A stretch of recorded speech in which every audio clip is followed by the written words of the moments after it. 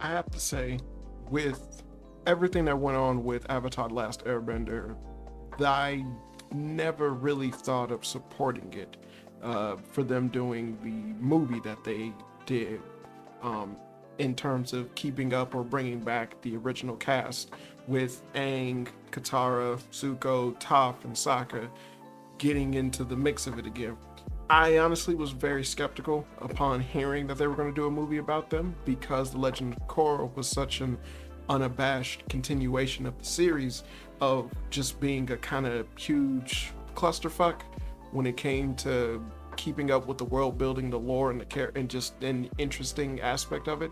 I didn't really think of anything in, as far as like, oh, like this will be an okay thing to talk about, promote, or support in any aspect. Honestly, I was kind of rooting for the alternative to for people to pirate it, do whatever they can or whatnot. Especially considering the fact that the original creators have basically been going through the meat grinder and trying to actually uphold and keep a lot of what the original series was, and then essentially just them getting tossed around to and fro from every single person that just wanted to pick at the corpse of this amazing series that genuinely, honestly, could be said as like one of the greatest animated series that has ever been made in America, as well as the closest thing that we could ever possibly have to being an authentic concept near what an anime actually is. And honestly, it far surpasses a lot of anime in that regard as well. And I'm only speaking for Avatar: Last Airbender, not Legend of Korra.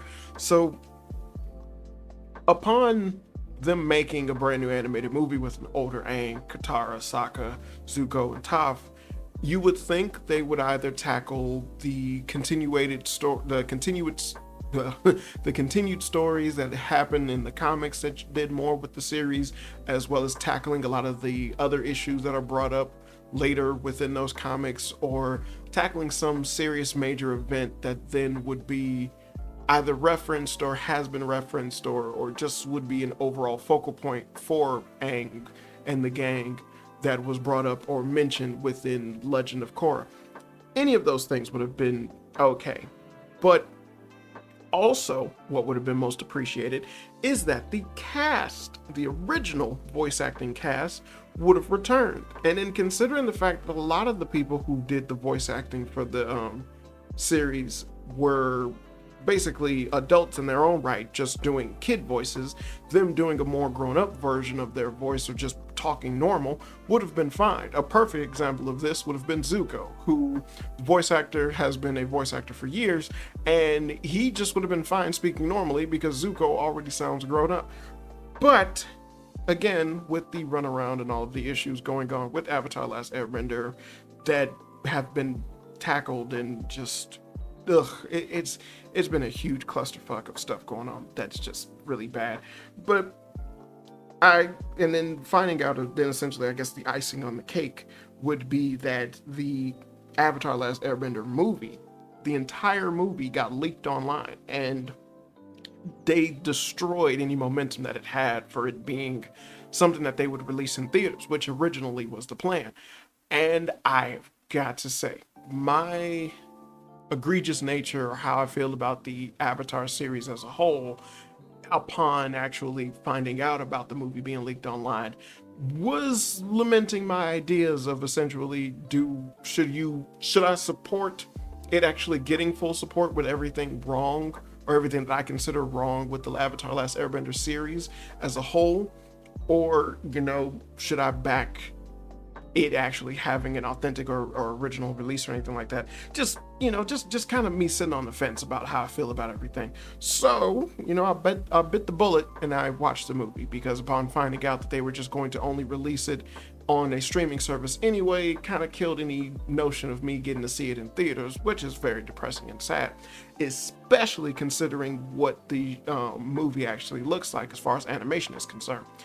With that, I have to say, my overall opinion about this movie, as far as me going in terms of it getting any type of recognition, or me supporting it in any type of way in its official release or any type of official standpoint, I gotta say, I am very disappointed. I'm very disappointed in, I would say, all parties, really. This movie is just nostalgia bait. It is insanely pretty nostalgia bait, but it's just nostalgia bait, and only for people who would be heavily invested in Avatar: Last Airbender. This movie is by all means not good.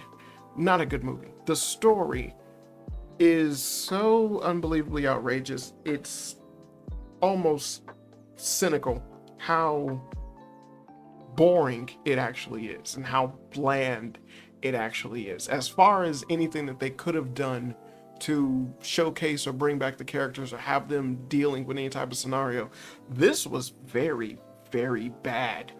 And it only was pushed further by the fact that the movie was incredibly pretty. The movie has some of the best animation you have seen in years. It is really, really good. It is a very nice looking series. A very nice looking movie. But the story just brings it down to such a terrible, terrible level. If you've seen any pathetic shonen whack-ass movie that has ever existed or came out of Japan, then you have seen the Avatar: The Last Airbender Aang movie. And that is just abysmal. It really is abysmal. It just makes almost everything going on with the movie almost unwatchable, because it's just such a, all right. Like, that's just how you feel the entire movie.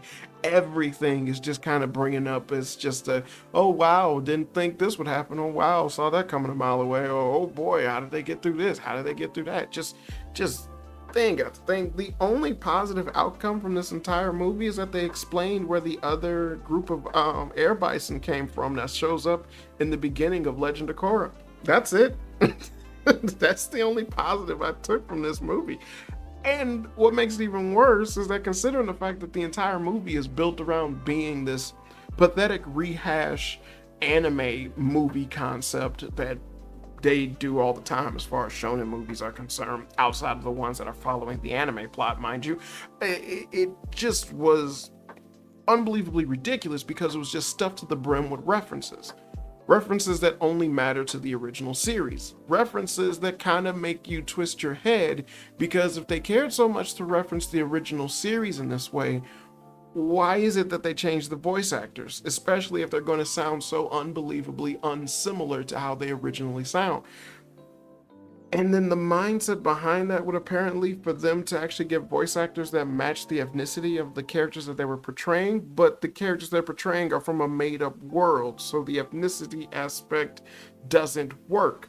And also, that has shit to do with how the voice is supposed to sound, because the voice actors that played them are still alive. They're still kicking. They still would have loved to reprise the roles. Why wouldn't they? It's a job. But, you know, we have dumb people handling this. And if you've seen the Netflix live action version of Avatar: Last Airbender, then you know exactly what it is that these people care about as far as actually doing things to make fans happy. They don't care. They really don't care. So the movie itself was just a, oh my god, it was so boring. You had Aang tripping over the fact that there were no airbenders, and then you have people who essentially are upset at the fact that they don't have bending power, and so they're mad for being the downtrodden. Yet they call themselves something else, and it's like, who cares? So then somehow, for some reason, Aang goes up a mountain because he's looking for an avatar that apparently is able to hide themselves from the chain of reincarnation, which is stupid. They're not the greatest avatar, they're not the strongest avatar that's ever existed, they're just a avatar. For some reason, none of the other lifelines can connect to this avatar, when again, they've died, they got reincarnated, and all of them are from the previous one, so why wouldn't you? Stupid. So then, upon looking for this avatar, who wouldn't be alive because you are the avatar, they're dead already. That's why you exist. But for whatever reason, the movie makes Aang forget that that would be a thing that he would know about, and then he goes looking for this avatar, only to find someone else trapped in a ball of ice like he was all those years ago when he was from 100 years ago, like when he was 12. Uh, and then he finds someone that happens to be an airbender that knew this avatar locked themselves away, and then with their help, they can possibly save the air nomads because there's a staff. So the movie is built around a MacGuffin, yes. And again, this is very typical and very cliche as far as anime shonen movies are concerned. And again, it's never done in a good way because it holds no actual stakes. Everything just seems so tacked on. Most of the things that go around, most of the things that happen just feel as if, well, this is to get the characters out of the way rather than actually have them do anything important.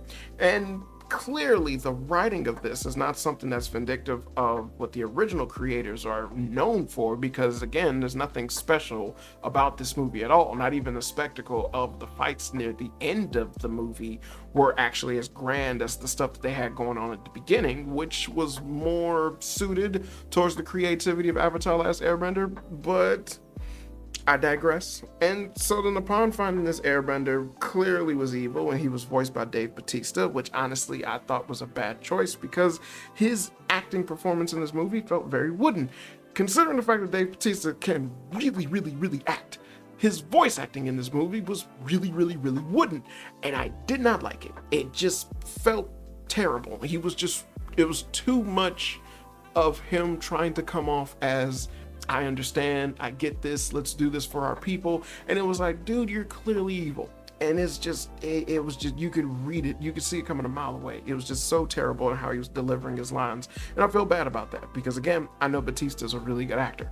So from there, you just basically have Aang getting led by the nose by this guy that he doesn't meet. This guy that he just met for the first time, and then he's kind of like going over his friends in order to do what this guy said because he's all about bringing back the airbenders.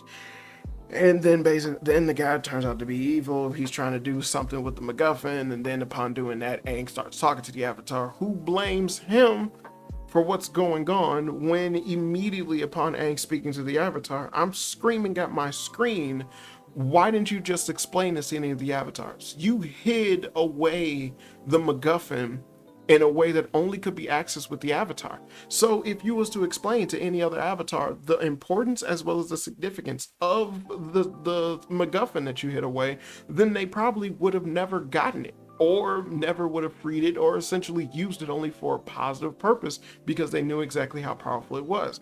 But that's not what she says. What she says is, this is your fault. And then lo and behold, much like everything else that happens with Avatar: Last Airbender, Katara is just an MVP with everything. She knew Bautista was evil. Her healing abilities just healed everybody that happened to magically land in water near her. And then she also was able to bring Aang back from the dead, basically. So whatever. And then she's just such an understanding and wonderful Mary Sue character that people don't like to call it as a Mary Sue. My God, Katara's terrible. And this movie just kind of exacerbated that aspect of her character, which also was not appreciated. And then essentially you have a final battle in a place that doesn't really feel anything or have any real weight behind it, because you just spent the beginning of the movie talking about the place as like, look at this great place, but they didn't do anything to make you feel that you should care about this place outside of, if you know how important it is because you've seen Legend of Korra, then you would kind of go, yeah, this place is important. But in far as this movie is concerned, it was like, nah, they named this place, and then we get like a quick little glimpse of it, then they leave. And so then the final battle happens at this place and people are in trouble, and then it's like, oh no. And then the movie's over with and they fix everything, and like nothing bad happens. And then what makes it even worse is the fact that this incident isn't even mentioned in Legend of Korra, which then would have given weight if they just would have had this happen somewhere else, preferably in Earth Kingdom, considering that Bautista had a deep hatred for the Earth Kingdom because his people were killed by them, while as like Aang's people were killed by the Fire Nation. So there could have been a back and forth with there, but they didn't do that. So all in all, the movie is very forgettable, and a lot of the jokes that go on with the movie are again far more reference based rather than they are actually having some type of substance. The story itself is incredibly weak, and then the things that they do with the characters are just abysmal. Sokka, instead of becoming the leader that he made himself into by the end of Avatar Last Airbender, is back to being just the jokester, which is insane considering the fact that they're supposed to be much older now. Hell, even his contribution towards what happened at the end of Avatar Last Airbenders are looked upon by children as like a hoax or not even real. Sokka was the MVP of the end of Avatar Last Airbender. The dude was basically a general commanding troops. And then the movie ends without him not even having his meteor sword. And that was just sad. I was sad. Did anything happen to the sword? I can't remember. Now I can't remember. Now I want to watch the series all over again because it's actually really good. But it just didn't really treat the characters with any type of respect. It just kind of had them around. And then since it was following the notion of what anime movies do, they got their asses kicked in a situation where it's like they shouldn't. Now they should be better than ever. They're more experienced, they're older, and a hell of a lot more developed with their techniques. Aang alone was able to beat the Fire Lord when he was souped up by the damn meteor. Yet he's not handling a dude that essentially is a knockoff airbender. And then he gives powers to other people who are able to become airbenders, who immediately are able to master airbending. A series that prided itself on having the ability of telling and making character need to train and master something properly and be shown how to master something properly, immediately disregards that just so they can have a bunch of no-name pathetic villains just show up and just fight, I guess. And so pathetic. So I'm happy that I didn't support this movie. I'm happy that I wasn't of the mindset of being like, oh, I paid money to go see this in theaters, because I would have been very disappointed. I'm happy that it got leaked, because considering all that's happened between the Avatar series and the creators, and as far as what everyone keeps doing within taking liberties with this series to actually show support or to make fans happy with it, yeah, you kind of had this shit coming.